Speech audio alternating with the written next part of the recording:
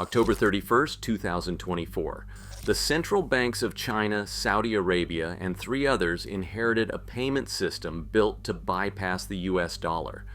No headlines, no fanfare. $55 billion have already moved, almost all in digital yuan. This is not a prediction. It is global trade quietly shifting out of American control in real time. So why is no one saying the dollar is DIing? And what comes next when the entire world rewires how money moves? In June 2024, the Bank for International Settlements announced that mBridge had reached minimum viable product. That milestone meant something concrete. The system was ready to process real money, not test transactions, not simulations, but actual cross-border payments between companies. By November 2025, the ledger told a clear story. 4,047 transactions had moved through the platform, totaling just over $55 billion. This was not a handful of pilot payments. It was a surge, a 2,500-fold increase in value compared to the earliest pilot runs back in 2022. Almost all of that volume, over 95%, settled in digital yuan, the ECNY. For anyone watching the numbers, the dominance of the Chinese currency was not subtle. The infrastructure was not just built for the future, it was already being used for real commerce, and China was leading the charge. The corporate world did not have to wait for some distant rollout.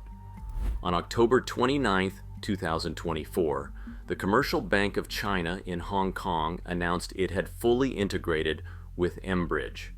That same week, it completed its first automated inbound and outbound transactions for select business clients. The process was seamless. Funds moved directly between digital currencies, bypassing correspondent banks and sidestepping the traditional dollar rails. In the United Arab Emirates, officials reported hundreds of transactions worth billions flowing through the platform, with volume growing fast. The numbers were not just impressive, they were accelerating. In late 2025, the United Arab Emirates Ministry of Finance and Dubai Department of Finance used mBridge to settle a government transaction in digital dirham directly, without any financial middlemen, no American banks, no SWIFT, no dollar conversions. The payment cleared in seconds. For the first time, a government-level financial transaction had been executed on a platform using multiple central bank digital currencies, outside U.S. oversight. For corporate treasurers, the implications were immediate. Settlement times dropped from days to seconds. Costs fell. Visibility improved. The old pain points of international payments, delays, compliance bottlenecks, unpredictable fees were replaced by instant, transparent settlement. And for every company that moved early, the incentive was clear: speed, certainty, and a growing network of counterparties ready to transact outside the dollar system. All of this happened with little public attention. The platform was no longer a laboratory experiment. It was handling real money for real businesses in multiple countries. The numbers on the ledger, over 4,000 transactions and $55 billion and counting, left no doubt about the scale. The era of dollar-exclusive global payments had already started to fade, and the new rails were up and running. Every international payment has always traveled a winding path. Traditionally, money sent from a company in Thailand to a partner in Brazil would pass through a maze of correspondent banks, each holding pre-funded accounts, Nostro and Vostro, often in New York or London. The dollars would move on paper, but not in real time. Settlement could take days. Each step meant extra fees, compliance checks, and a risk known as Herstatt risk, the danger that one side of a currency trade fails after the other has already paid. In the old system, that risk was real and ever present. mBridge changes the architecture entirely. Instead of running payments through a patchwork of banks and time zones, it uses a distributed ledger, a shared database operated directly by central banks. Each participating central bank issues its own digital currency on the platform, whether it is the digital yuan, the digital dirham, or the baht. When a payment is made, the system performs what is called atomic payment versus payment. Both sides of the transaction, for example Thai baht for the dirham of the United Arab Emirates, are exchanged simultaneously. The transfer is either completed in full or not at all. There is no window for failure. Herstatt risk disappears. The entire process settles in seconds, not hours, not days. The moment a Thai exporter initiates a payment, the digital baht leaves their account, and in the same instant, the dirham appears in the account of the importer in the United Arab Emirates. The ledger records the transaction as final and irreversible. No one waits for confirmations from New York or London. No one pays for funds to sit idle in a correspondent account. The payment rails themselves are correspondent-free. This is not just about speed, it is about control. Each central bank runs its own node on the distributed ledger, validating transactions and enforcing local rules. Commercial banks connect as participants, able to move funds directly for their clients. The architecture is modular. New central banks can be added, and the system can be linked to other digital payment networks. The technical design is compatible with Ethereum's virtual machine, making it possible to connect with other blockchain-based rails. mBridge is already built to interoperate with domestic systems like China's CIPS, India's UPI, and Brazil's PIX. In practice, that means a payment could start in a domestic real-time network, convert to a central bank digital currency, cross borders on mBridge, and settle in another domestic system, all without touching dollars or SWIFT. The flow is seamless, and the rails are invisible to the end user. For the engineers at the Bank for International Settlements, this was the real breakthrough. Settlement times collapse from days to seconds. Atomic payment versus payment eliminates the old settlement risks. The entire structure is designed to remove friction, reduce costs, and bypass the dollar-dominated corridors that have defined international finance for nearly a century. The world's largest economies now have a working blueprint for direct, instant settlement without ever passing through the gates of the American banking system.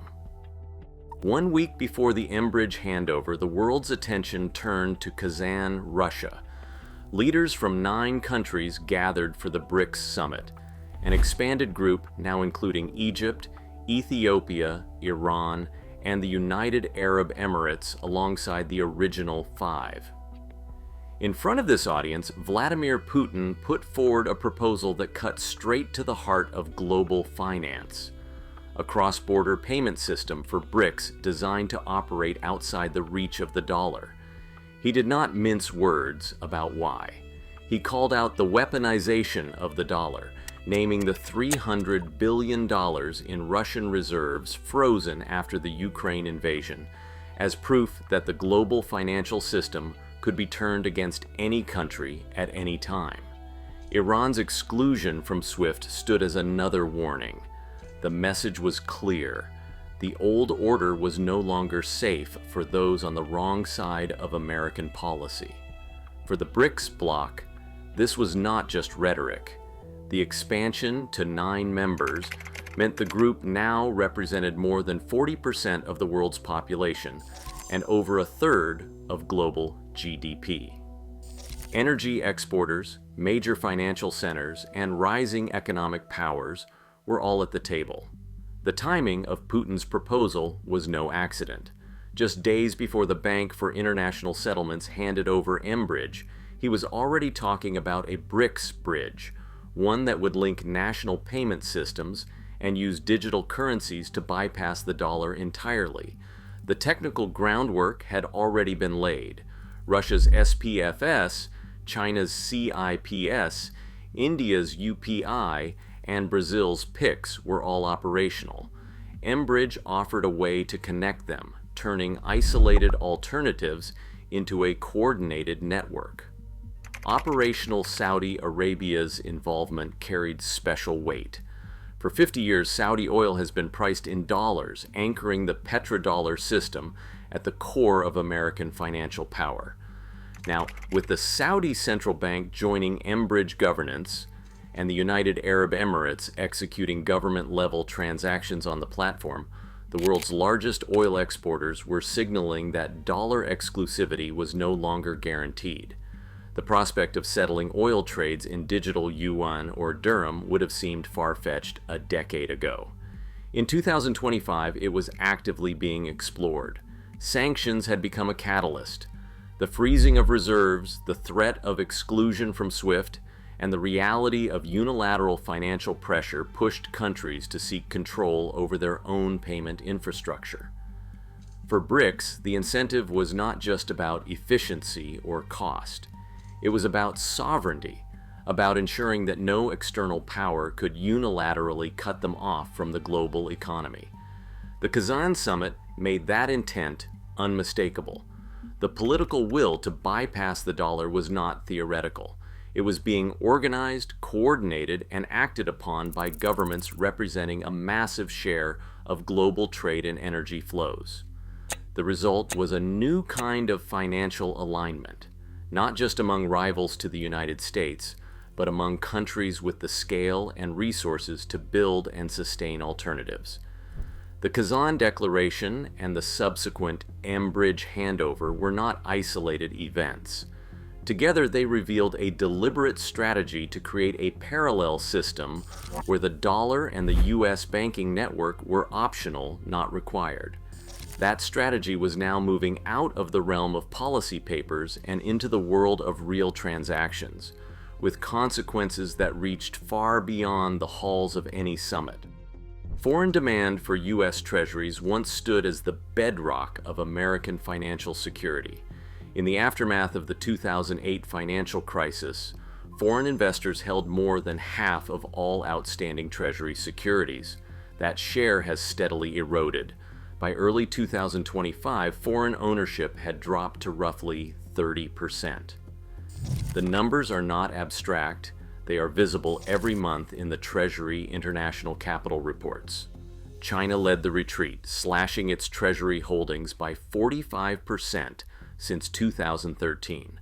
The People's Bank of China once held $1.3 trillion in U.S. debt. By 2025, that figure had fallen to $730 billion. Japan, long the second largest holder, has shifted from steady buyer to net seller. Even central banks in Europe have been trimming their exposure, quietly reducing their dollar reserves. This is not happening in isolation.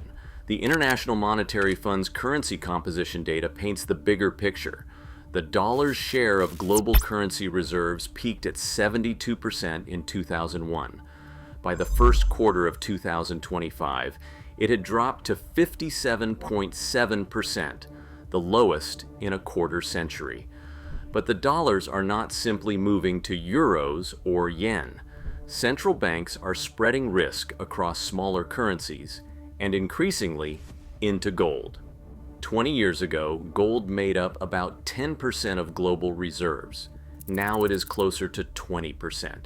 China's central bank bought gold for 11 straight months through mid-2025. Russia has been adding to its reserves since 2014. Turkey, India, and Poland have all followed suit, each adding tons to their vaults. The World Gold Council's data shows a steady, deliberate buildup, hedges against currency volatility and the threat of sanctions. The mechanics behind these moves are simple but profound. When foreign buyers step back from Treasury auctions, the funding gap does not disappear. The federal government still needs to finance its deficit, nearly $1.9 trillion in fiscal year 2024 alone. If foreign investors are not buying, the Treasury must offer higher yields to attract domestic buyers. That means rising interest costs, more pressure on the budget, and greater temptation for the Federal Reserve to step in as buyer of last resort. Each time the Fed creates new money to buy treasuries, the risk of inflation grows. And inflation is the one force that can shatter confidence in a reserve currency, no matter how deep its markets or how storied its history. For decades, the world's central banks trusted the dollar to hold its value. That trust was the invisible glue behind the American economic engine. Now, the data shows that trust is being recalibrated. Central banks are not just diversifying, they are preparing for a world where the dollar is one currency among many, not the only game in town. The shift is visible in every Treasury auction, every gold purchase, every quarterly reserve report. The vulnerability is no longer theoretical. It is being measured in billions of dollars, in tons of gold, and in the rising cost of borrowing for the U.S. government. The consequences are not limited to Wall Street or Washington. They ripple through every economy that once relied on the stability of the dollar system. The era of unquestioned dollar dominance is giving way to something more fragile, and the numbers are already telling the story. Macro analysts are now mapping out what the next decade could look like if these trends hold, or if they accelerate. The base case is a world where the dollar's role fragments steadily over 3 to 7 years. In this scenario, mBridge and its peers expand to include 10 or more central banks by 2028, with a growing share of global trade, especially in energy and commodities, settling outside U.S. oversight. The dollar's share of global reserves could slip closer to 50%, while foreign ownership of U.S. treasuries drops to the low 20s. Interest rates in the U.S. edge higher as the Treasury leans more on domestic buyers. A faster timeline is possible. If Saudi Arabia or another major exporter starts settling oil trades on mBridge, or if a critical mass of BRICS countries push coordinated adoption, the shift could play out in just 1 to 3 years. In that case, the dollar's reserve share might fall below 50% before 2027. U.S. borrowing costs could spike, and the effectiveness of sanctions would erode almost overnight. A slower path remains on the table too. If regulatory hurdles, technical challenges, or network effects keep mBridge's reach limited, the dollar could hold its ground for another 7 years or more. SWIFT might adapt, and the deep liquidity of the Treasury market could keep foreign buyers from pulling back too quickly. What should viewers watch? The list is concrete. mBridge transaction volumes, the number of new central banks joining, central bank gold purchases, foreign holdings of U.S. treasuries, and the dollar's share of global reserves. These are the signals that will reveal which path the world is actually taking. Not every expert is convinced that the dollar's reign is on the verge of collapse. Even as mBridge processes billions in real transactions, the Bank for International Settlements has cautioned that the system is, in their words, not mature enough to start operating at full scale. Agustin Carstens, the Bank for International Settlements general manager, stated after the handover that mBridge would still need years of work before it could rival the established global payment networks. That kind of skepticism is not just posturing. The U.S. Treasury market remains the deepest and most liquid in the world, a fact that gives the dollar a unique resilience. Reserve managers and global investors still rely on the ability to move hundreds of billions in and out of treasuries without distorting prices or facing liquidity shortages. Central banks may be diversifying, but the bulk of cross-border trade and finance still flows through the dollar. Network effects matter. SWIFT connects more than 11,000 institutions across over 200 countries, and the infrastructure supporting dollar transactions has been built up over 80 years. For every new payment rail, it is not just about technology. It is about trust, legal certainty, and the sheer scale of global finance. Federal Reserve officials point to these advantages as reasons why the dollar's status will not vanish overnight. They argue that while alternatives are growing, the shift away from the dollar is likely to be gradual, shaped as much by inertia and institutional habit as by technological innovation. For now, the world's reserve managers are watching, weighing the risks and hedging their bets, but they have not abandoned the dollar just yet. Central banks aren't waiting for permission. They're building alternatives in plain sight. As the dollar's share of global reserves slips to its lowest in a generation, economic power quietly rebalances. The real shock will not be a sudden collapse, but a world where American leverage matters less every day. Watch closely, because this shift is already shaping the rules you live by. Let me know your take in the comments.